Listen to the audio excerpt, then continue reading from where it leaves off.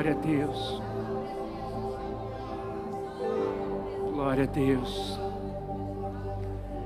Meu querido, nós precisamos, se nós começarmos realmente a entrar diante da presença desse Deus santo, majestoso, maravilhoso, nós não vamos realmente querer mais sair da presença dEle.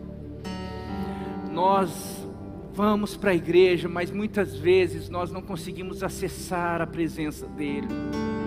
Por isso que muitas vezes nós não somos mudados, transformados, porque o nosso intelecto não transforma.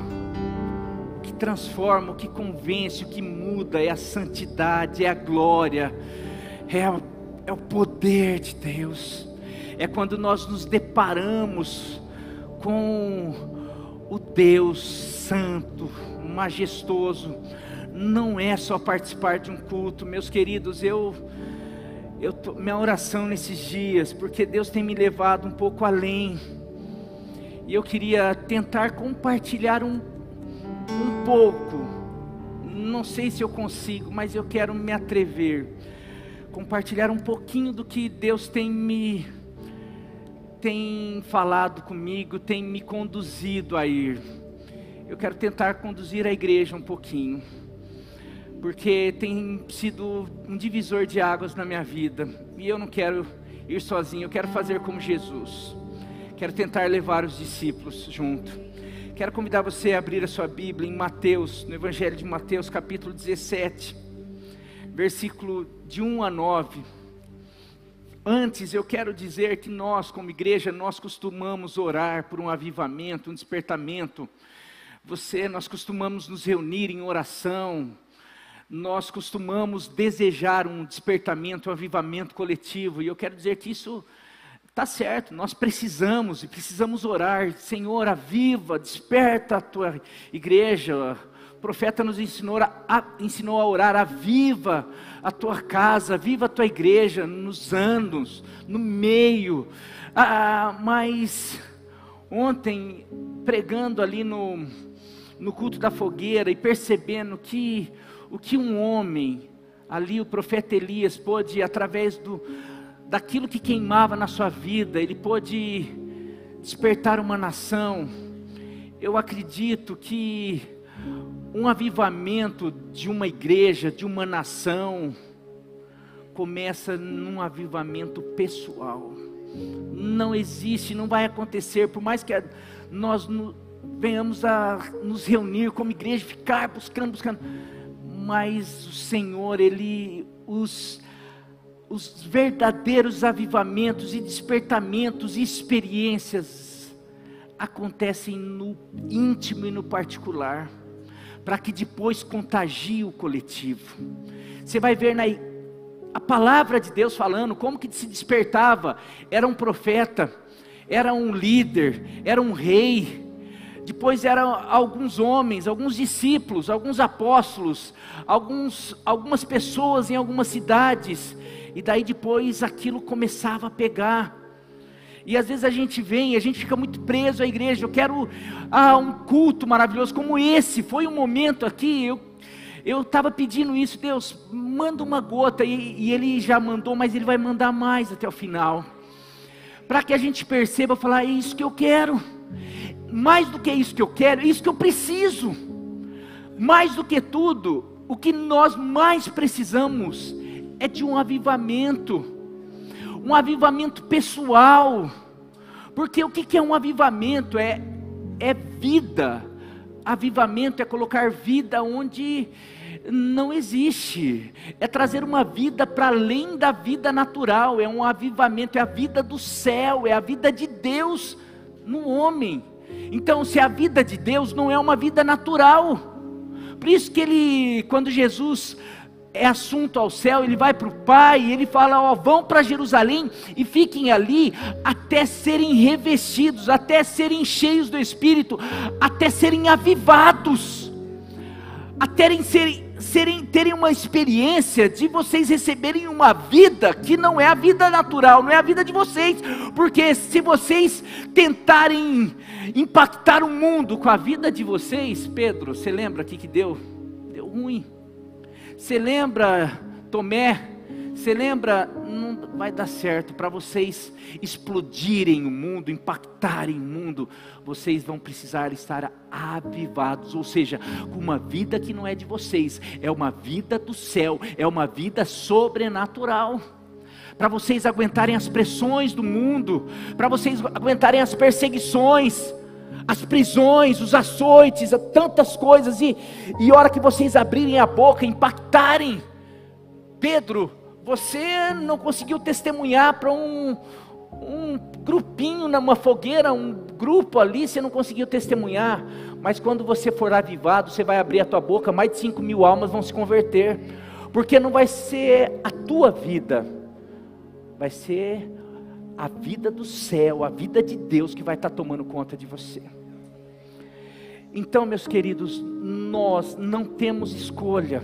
Se nós queremos impactar e experimentar um despertamento no coletivo, na igreja, na comunidade, na família, na nação, na cidade, isso precisa começar em mim. Eu preciso começar a buscar isso daí.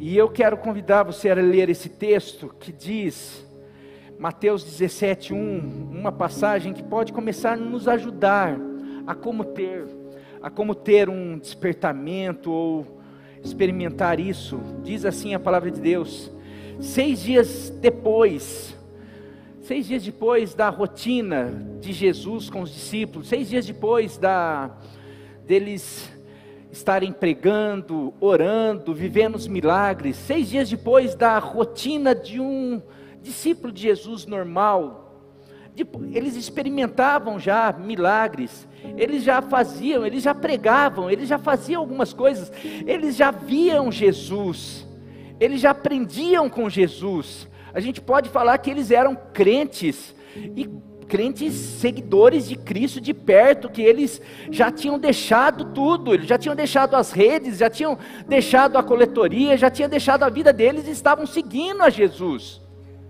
Mas talvez já depois de 3 anos, porque isso é bem no finalzinho do ministério, isso daqui acontece semanas antes, esse relato da crucificação, talvez depois de 3 anos, eles já estavam assim, já acostumei com Jesus, eu sei que Jesus é isso que a gente viu, Jesus é isso que o pastor prega, Jesus é isso que a gente assiste no filme, Jesus é isso que a gente ouve, Jesus é isso que a gente já acostumou. A vida cristã é isso que a gente já vive. Mas de repente, depois desses dias, Jesus tomou consigo Pedro, Tiago e João, irmão de Tiago, toma 3 dos seus discípulos, e os levou em particular a um alto monte. Ali, Jesus foi transfigurado diante deles. Esse transfigurado, a palavra grega aqui é metamorfo. Você sabe, metamorfose, o que é? Uma transformação, é algo que ele não era, ele se transformou em algo que os discípulos nunca tinham visto. Aqui eles viram Jesus, o Jesus glorificado, o Jesus do Apocalipse. Eles não viram mais apenas o mestre, apenas o profeta. Não, eles viram o Jesus glorificado, glorioso. Eles viram uma transformação. Jesus foi transfigurado diante deles. A sua face brilhou como o sol, e as suas roupas se tornaram brancas como a luz. Aqui, esse texto, essa mesma passagem se repete no Evangelho de Lucas e de Marcos, com diferenças. Em Marcos, essa passagem aqui, as suas roupas se tornaram brancas como a luz. Marcos fala, suas vestes eram tão brancas como nenhum lavandeiro pudesse deixá-las tão brancas. Ou seja, nenhum homem poderia deixar. É um branco que não é um branco humano. É um branco como a luz. Está tentando expressar. Naquele mesmo momento apareceram diante deles Moisés e Elias conversando com Jesus. Então Pedro disse a Jesus: Senhor, Que bom é estarmos aqui. Não quero mais sair daqui. Que bom é estar aqui. Cadê? Um momento apareceram diante deles conversando com Jesus. Bom estarmos aqui. Se quiseres, farei 3 tendas, uma para ti, uma para Moisés e outra para Elias. O que Pedro estava falando é: vamos fazer igual a tenda do encontro que Moisés tinha, vamos deixar esse lugar para ter esses encontros. Enquanto ele ainda falava, uma nuvem resplandecente os envolveu. Dela saiu uma voz que disse: este é o meu filho amado, em quem tenho prazer. Ouçam-no. Ouça Jesus, ouça esse que vocês têm seguido. Ouça a sua voz. Ouvindo isso, vendo tudo isso, os discípulos prostraram-se com o rosto em terra e ficaram apavorados ou aterrorizados.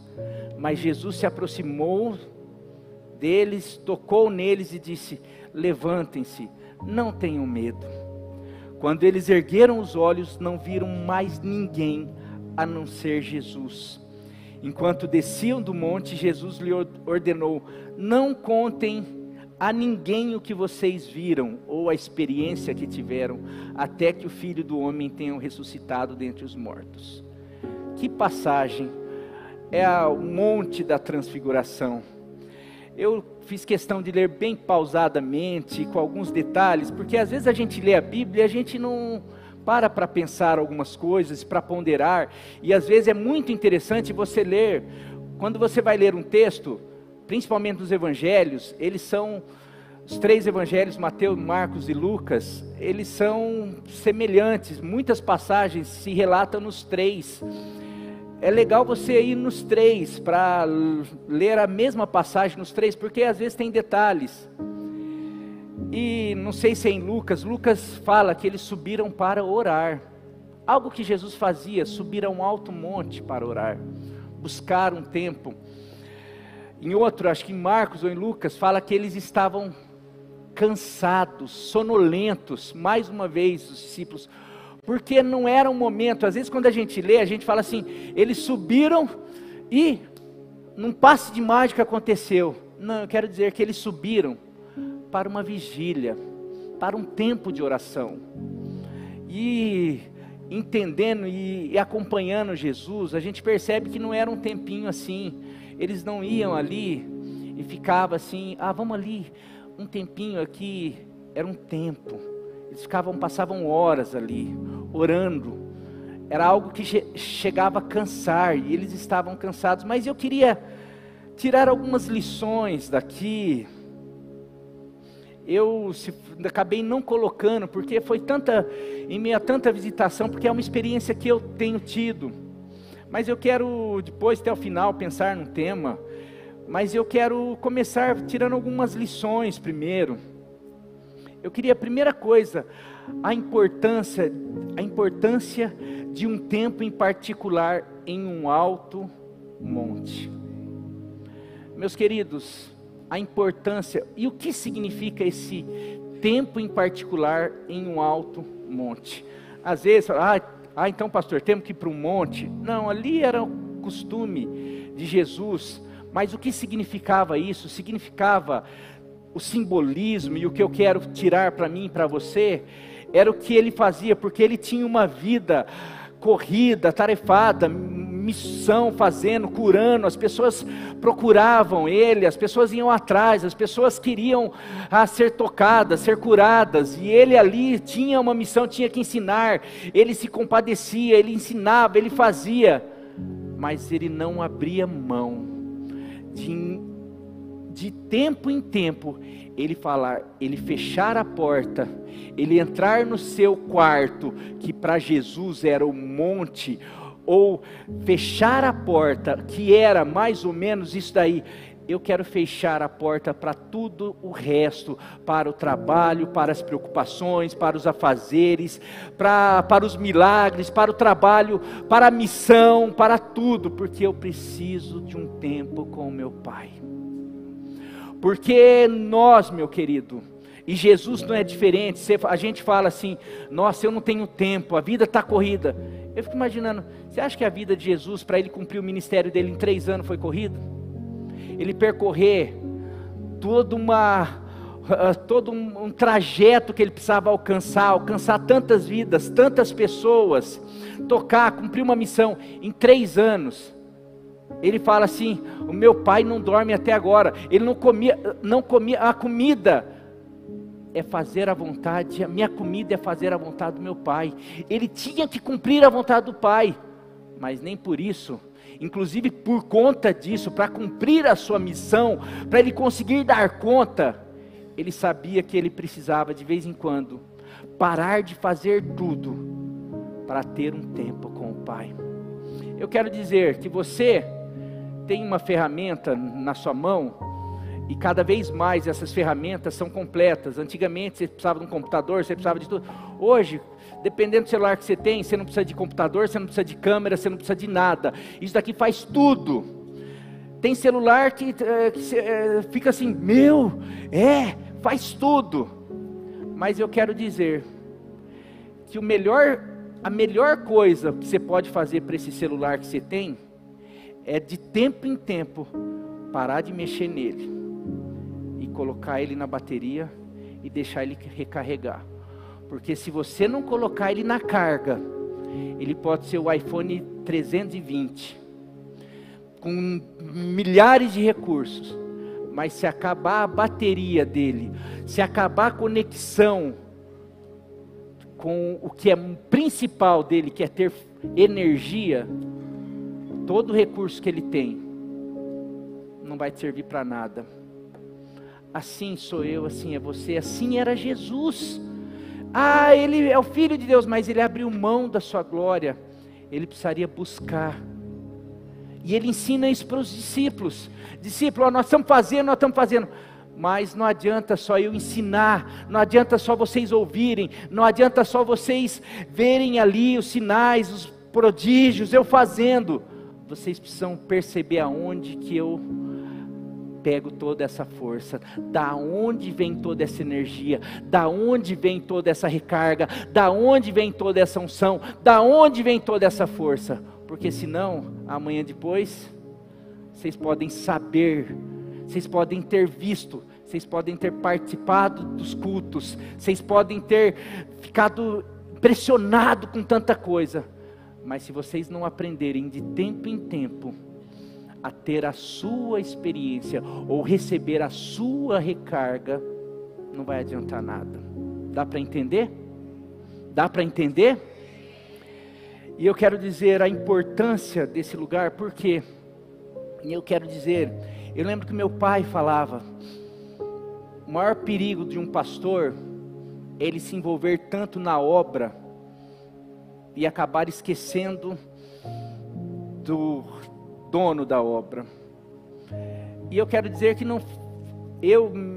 por causa de algumas situações, eu lembro que antes de eu me tornar pastor titular, e antes de ter que pregar, aconselhar, atender, e antes de ter os milhares de ataques do inimigo, usando situações diversas, tendo as retaliações, você não tem noção para eu estar pregando aqui, as retaliações que existe, as lutas, as guerras espirituais, e para ter tudo isso daí, e eu lembro quando meu pai era pastor titular, e eu tinha que pregar, eu ficava lá, por causa da insegurança, do medo, ficava lá buscando, pegava o meu violãozinho, tocava, só quero tua presença, não era essa música que nem tinha, mas eu pegava as músicas que tinha na época, e ficava lá um tempo, eu buscava, como eu falei já, algumas pessoas viram, me sentia um Davi diante do Senhor, Senhor, eu não sei, eu não sou, eu não consigo, mas eu dependo de Ti, e eu sentia, eu me sentia no colo do Pai,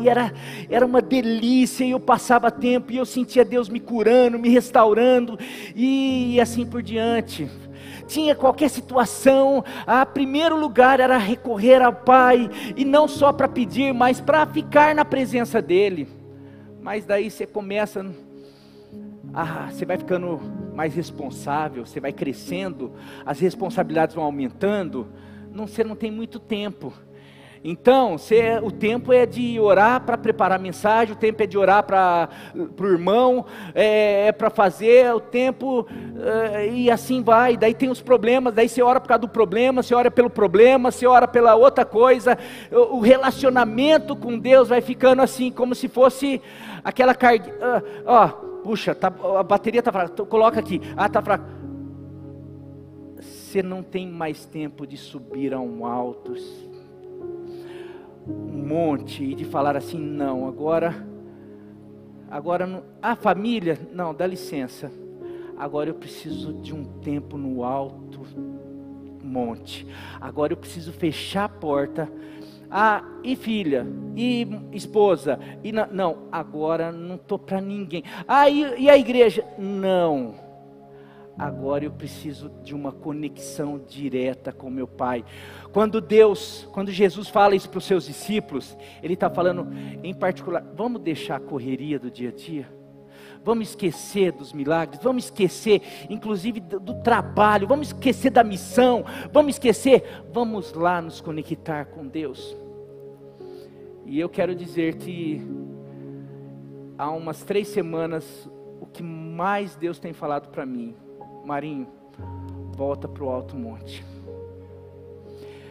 E daí, pastor, mas você tem pregado? Não, pastor, o senhor não estava? Não, como eu falei, eu busco para as mensagens, não, mas, Marinho, não é para eu te falar a mensagem que você tem que pregar para a igreja, é para você usufruir da minha presença, é para eu revelar um pouco mais do que, porque é isso, eu estou satisfeito, eu sei muito de Deus, eu sei muito, sei pouco, mas eu sei, assim, o suficiente para não me desviar, eu tenho convicções, eu estudei, eu sei, mas Deus vem e fala assim, Marinho, você não sabe nada, tem muito mais para você, você conhece o Jesus que já te salvou, que já te curou, mas eu queria te apresentar um Jesus que você não conhece ainda, eu queria te apresentar um Espírito Santo que pode fazer coisa que você não tem noção, eu quero te apresentar, eu quero mostrar, quero que você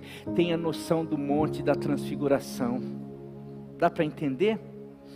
E daí, eu comecei, e meus irmãos, eu quero dizer assim, eu estou de boca aberta, eu estou assim, a tendência é o seguinte, hoje se eu pudesse, eu tiraria uns 3, 4 dias e ficaria sozinho no lugar, porque essa palavra que Pedro fala, bom é estarmos aqui, Pedro está falando assim, olha, obrigado Jesus por ter nos trazido, porque que coisa que nós estamos vendo, que tempo, quando ele fala um negócio que não, vamos construir, ele fala sem pensar, mas é a expressão dele de falar assim, por mim eu ficaria aqui, tem tanta gente procurando tanto prazer em nós não descobrimos o prazer de estarmos diante da glória, da face, da majestade, da santidade, a gente entende por quê?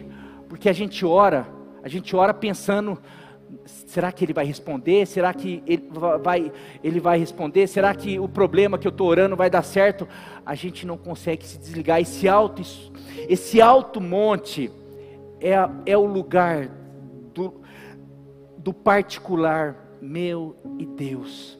E quando falo particular, é da gente se desconectar. Tem faltado isso, e o que Deus me pede, e Ele permite compartilhar, porque é isso, nesse tempo aqui da igreja, parece que a gente consegue, porque parece que o ambiente vem, porque aonde há comunhão, aonde há união, o Senhor ordena a sua bênção, mas eu quero dizer, que aonde existe um coração contrito, aonde existe um coração que fecha a porta do seu quarto para buscar, Ele também se manifesta. Mas às vezes a gente não tem um climinha, não tem o outro falando glória, não tem o outro chorando, parece que a gente não precisa, eu preciso de fé, eu preciso de acreditar que se eu apenas fechar a porta das situações, das circunstâncias, dos problemas, e falar, Deus, eu quero ver a tua face, eu quero ver o Senhor como o Senhor é, eu quero conhecê-lo mais e mais. Meu querido, o Senhor tem nos convidado para esse lugar. O Senhor tem me convidado, o Senhor tem convidado cada um de nós. Daí, você tem visto eu falar, qual é a solução? É buscar o Senhor. Mas buscar de que maneira? Você está entendendo? É buscar, é ter um tempo.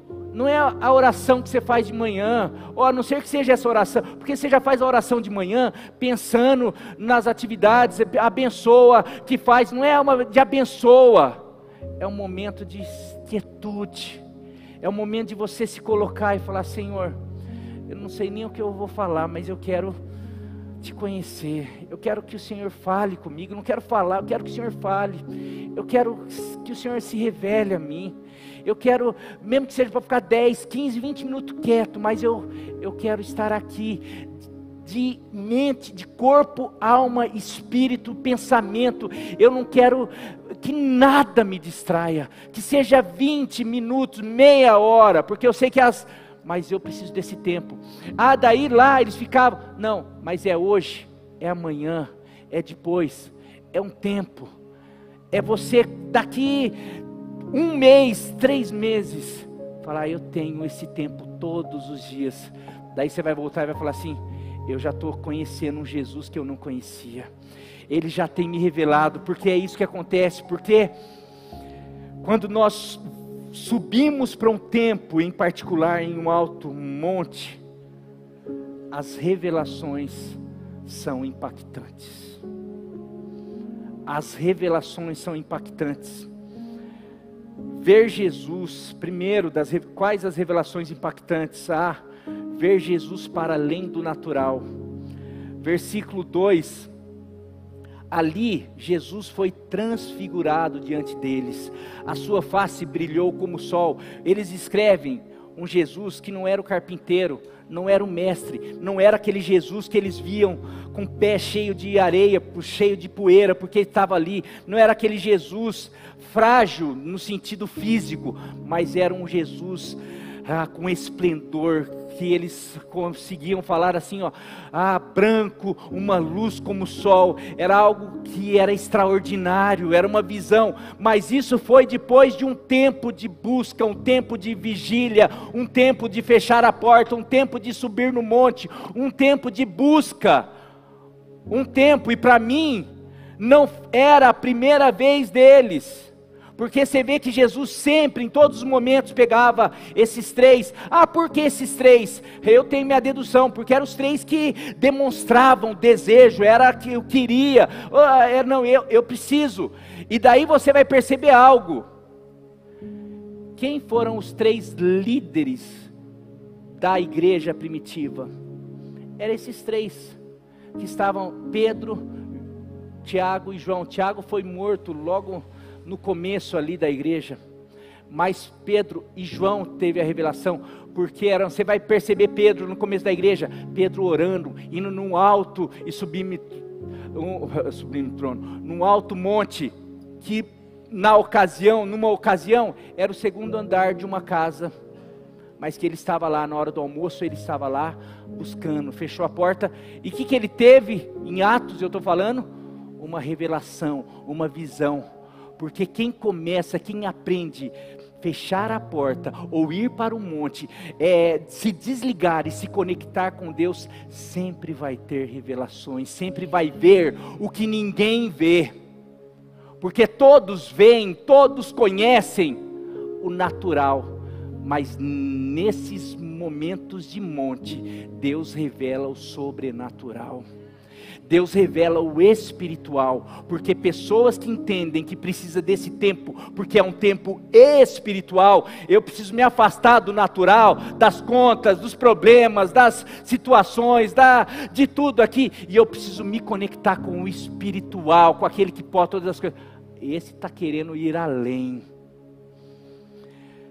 Eles viram Jesus glorioso, eles viram não o Jesus do dia a dia, eles tiveram uma revelação do Jesus que virá, que um dia todo olho verá, mas eles tiveram o privilégio de ver antes de todos, e aquilo, eu não tenho dúvida que trouxe convicção, firmeza para eles, para eles continuarem desejando. Ah, você acha que depois de uma visão dessa, quando Jesus, vamos lá para o monte? Oh, vamos, vai que acontece de novo, porque são coisas extraordinárias. É necessário buscarmos uma revelação do verdadeiro Jesus, e não nos contentarmos com o Jesus do imaginário coletivo, do Jesus que a gente, até mesmo que a gente prega aqui, mas que parece que é o Jesus das histórias da Bíblia. Não, você precisa conhecer o Jesus que quer se revelar a você, o Jesus glorioso, o Jesus que é o justo juiz, o Jesus que é o galardoador, o Jesus que é o provedor, o Jesus que é aquele que é o nosso advogado, é aquele que tem a minha vida e a tua vida nas mãos dele. É aquele que está sentado à direita do Pai e intercede por nós, é aquele que nos assiste. Não é um Jesus apenas, não, eu creio, mas em todo momento a gente não consegue entregar, a gente não consegue confiar, a gente não consegue, sabe por quê? Porque é um Jesus muito distante, como quem ouviu aquela ilustração ontem, daquele menino, daquele jovem na universidade, que falou, solta o ovo, professor, enquanto muitos não, e aí? Não, porque ele conhecia um Jesus diferente, porque ele falou, inclusive na oração, o Senhor apareceu para mim essa tarde, esse tinha tempo com Deus, por isso que podia fazer aquilo, por isso que não era motivo de chacota, pelo contrário, sabe? É necessário olha o que Paulo fala, daí você entende o porquê é uma igreja e cristãos.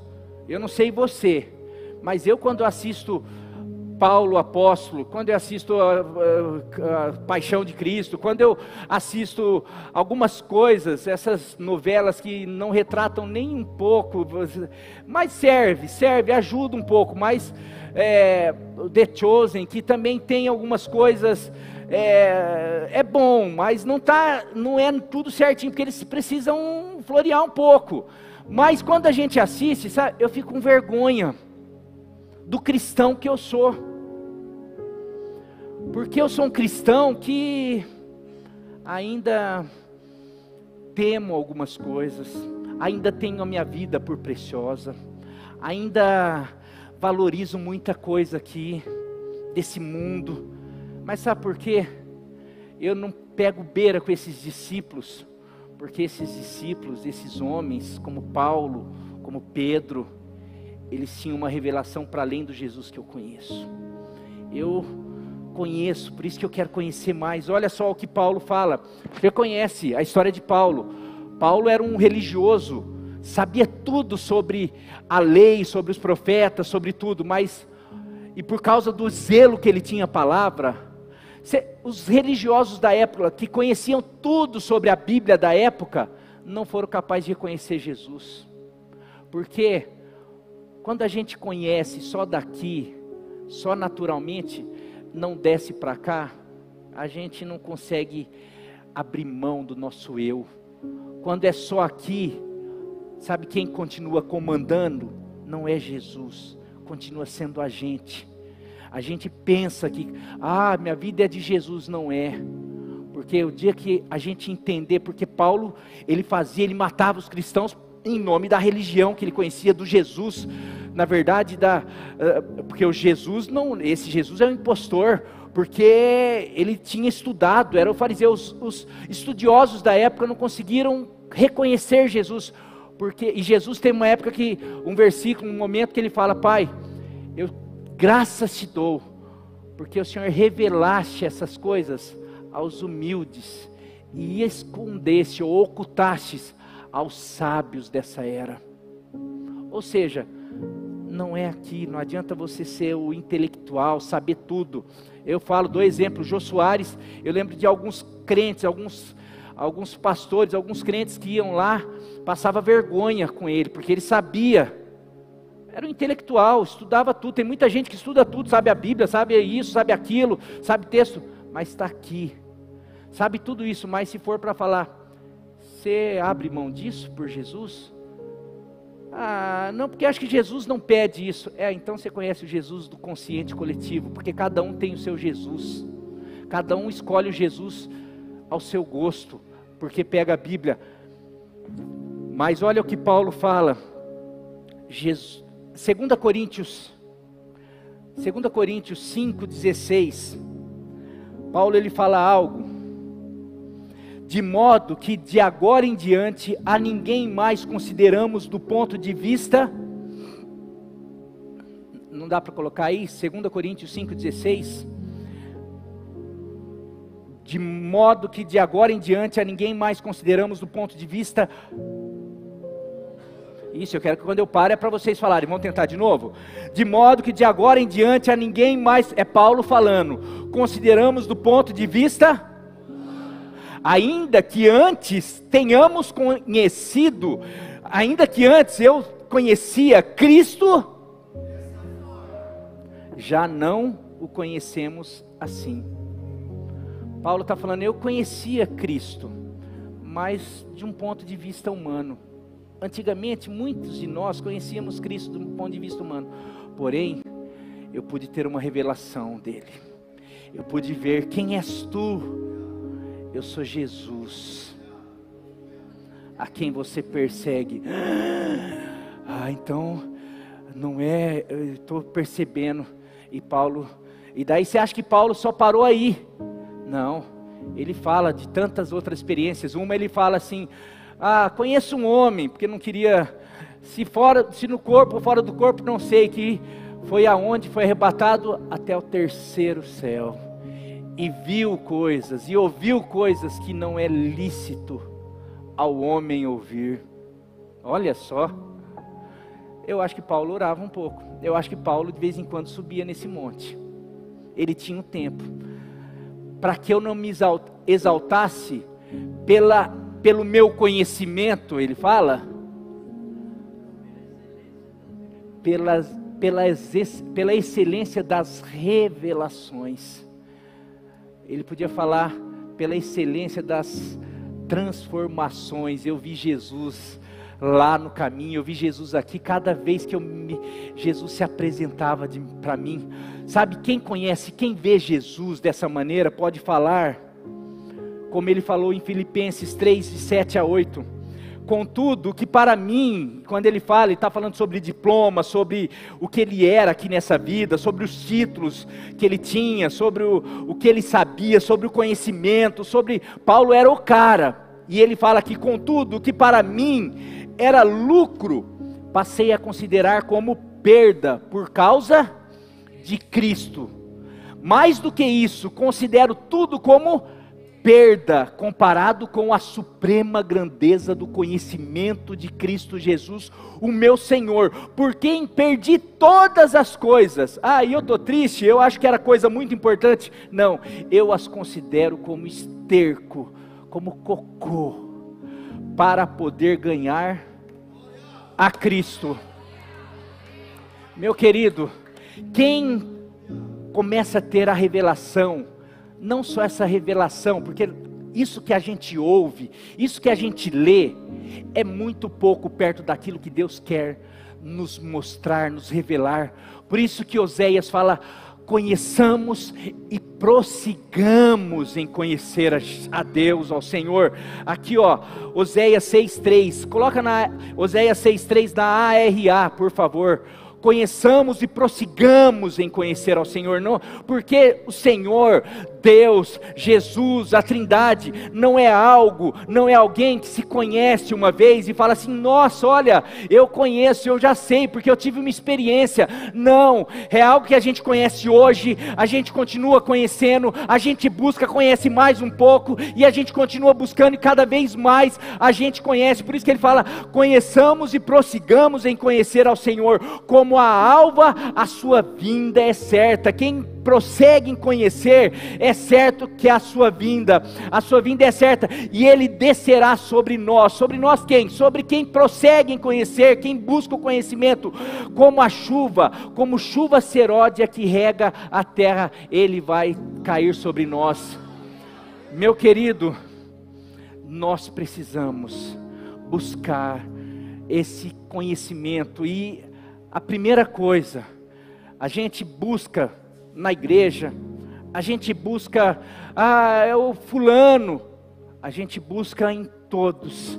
Essa experiência que os discípulos tiveram, também mostra, quando a gente começa a buscar o Senhor, conhecer, a gente aprende algo, que o foco da vida cristã, que o foco da palavra, que o foco se chama Jesus Cristo.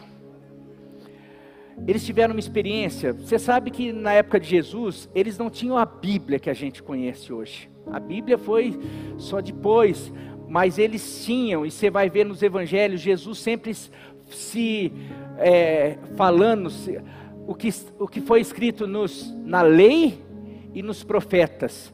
A lei, o que eles tinham, era a lei e os profetas, era a Torá, lei e os profetas. E essa experiência fala algo muito, muito marcante, porque você percebe que era uma discussão. Olha, Jesus não segue a lei, Jesus não sei o quê, e Jesus fica, olha o que está escrito nos profetas, olha o que a lei fala, olha o que Moisés falou, olha que ele fica sempre discutindo, porque as pessoas, não, você não segue a lei, olha que Moisés, olha que não sei quem, olha que os profetas, ficava essa discussão. Ali os discípulos tiveram uma experiência, porque quem que aparece nessa visão? Não, eles não veem apenas um Jesus glorificado, mas diante de Jesus aparece Moisés, que era o representante do quê? Da lei. E aparece quem? Elias, representante de quem? A lei e os profetas, conversando agora com a verdadeira palavra, o verdadeiro verbo. Porque tudo, tanto a lei, tanto os profetas, como toda a palavra de Deus, se converge em uma pessoa chamada Jesus Cristo, o Filho de Deus. Meu querido, tem tanta, hoje parece que, não, mas a gente nem precisa falar, não, hoje tantas religiões, tantas igrejas, e por isso que é importante, quando você for evangelizar, não fale só de Deus, você tem que falar sobre Jesus, porque é por Ele, para Ele são todas as coisas. A salvação vem por meio de Jesus. Jesus, Ele não é apenas um dos caminhos, Ele é o único, o artigo definido, o caminho. E aqui é bom você ler o texto, porque senão tem gente que usa esse texto para falar sobre sessão espírita. Não teve uma sessão espírita ali, porque Elias e Moisés não conversa com Pedro, com os discípulos, conversa com Jesus. Não conversa com os outros, ali não tem conversa ali. O que Deus está mostrando para os discípulos, para aqueles que pudessem relatar, falou: olha, tanto a lei como os profetas se curvam diante de Jesus. E para terminar, vem uma fumaça e uma voz do alto, que eles tremem. Este é o meu filho amado, em quem eu me alegro, em quem eu tenho prazer. A Ele ouvir. Olha, como se estivesse falando assim, olha, se estiver, não adianta ficar querendo ouvir a lei, os profetas, porque tudo isso daí é Ele agora, tudo se resume nele, tudo se converge nele. E tem um texto maravilhoso, que se encontra em Efésios 1, capítulo 1, 9 e 10, Paulo fala: Ele nos fez conhecer o mistério da sua vontade. Qual é esse mistério da vontade? De acordo com o bom propósito que estabeleceu em Cristo, isto é, de fazer convergir em Cristo todas as coisas nos céus e na terra, na administração da plenitude dos tempos, quando Jesus veio, ali começou a plenitude dos tempos. Então, o Antigo Testamento é uma sombra daquilo que haveria de vir. Tudo se resume em Cristo. Tudo que você vai pregar tem a ver com Cristo. Por isso que, ouviste que foi dito aos antigos, eu porém vos digo. Tem muita gente que Jesus, não, mas é contradição com o Antigo Testamento. Não. O Antigo Testamento está apontando tudo para aquilo que Jesus faria, para a obra redentora de Jesus. Agora esse Jesus, você está vendo que ele vai para além de um mestre, ele vai para além de um profeta, Ele é o Rei dos Reis, Senhor dos Senhores.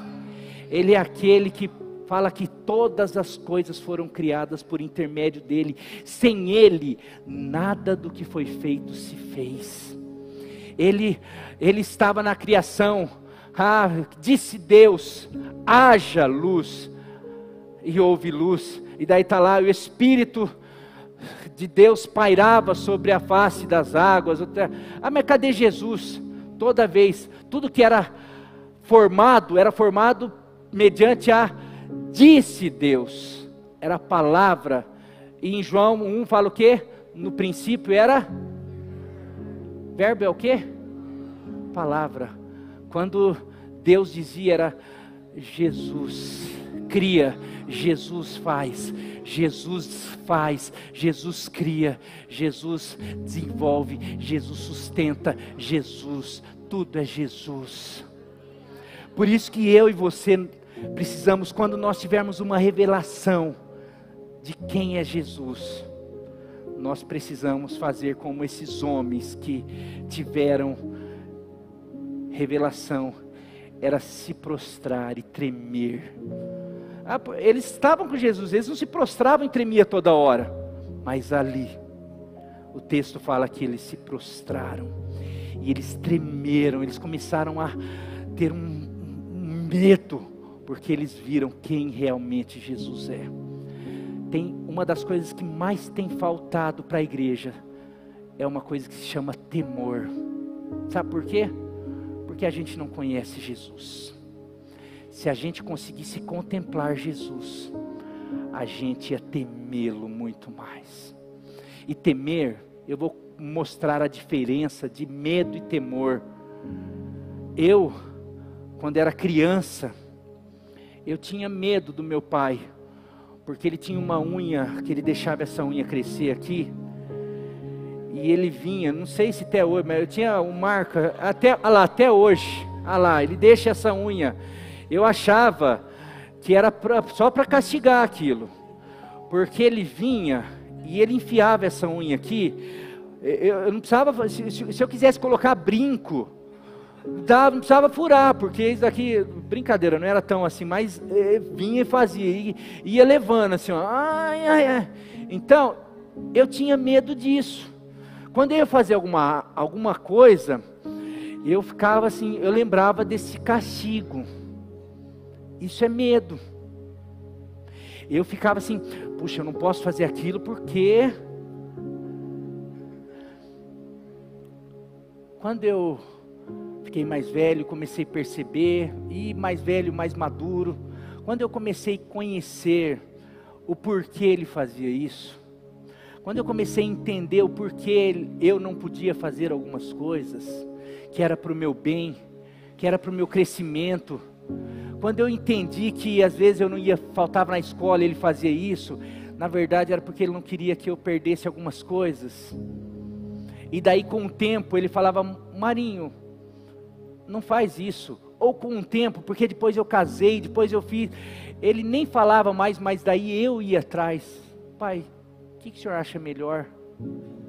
Porque eu não era mais medo, agora era temor. A palavra dele pesa sobre mim, porque eu tenho um temor, porque a palavra deles é importante para mim, porque eu sei que ele quer o meu bem, e ele tem experiência, ele sabe o que é bom para mim. Então, a palavra dele hoje eu obedeço muitas vezes, sem ele precisar até falar. Por quê? Porque eu temo a palavra dele. Porque eu sei que a palavra dele vem com amor e querendo o meu bem. E se eu estiver debaixo dessa palavra, existe proteção, segurança e promessa de bênção. Então, quando eu vou sair dessa palavra, eu temo, eu não tenho medo. Dá para entender?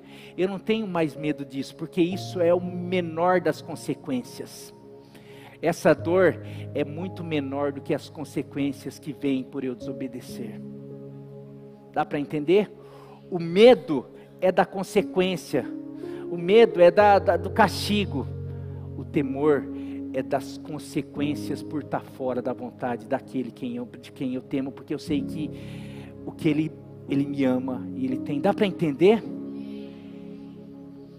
E o que tem faltado, porque se a gente começar a perceber nesse tempo com Deus, nessa busca, a gente vai começar, é por isso que Ele fala isso, é por isso que Ele quer que eu me entregue, é por isso que Ele quer que eu busque Ele, é por isso que Ele quer que eu abra mão daquilo, é por isso, não é por causa do pastor, não é por causa de religião, não é por causa disso, é porque Ele me ama, é porque Ele tem um projeto para mim.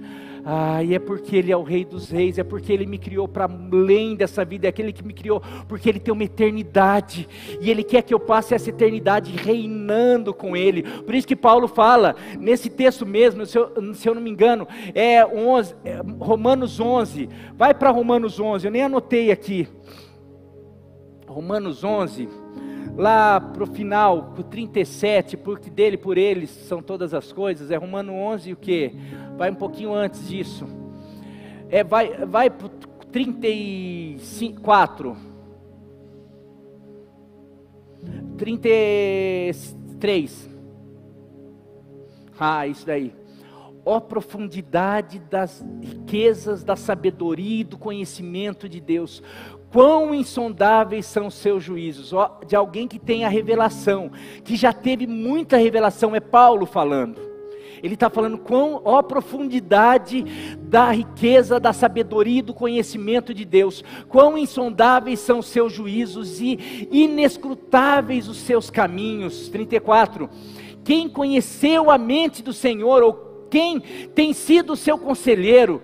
Paulo conhecia, já tinha tido muita revelação, e o que ele está falando, eu estou de boca aberta de ver as revelações, como Deus, Ele me aconselha, como Jesus, que sabedoria é essa? Quem pode ter ensinado tanta sabedoria?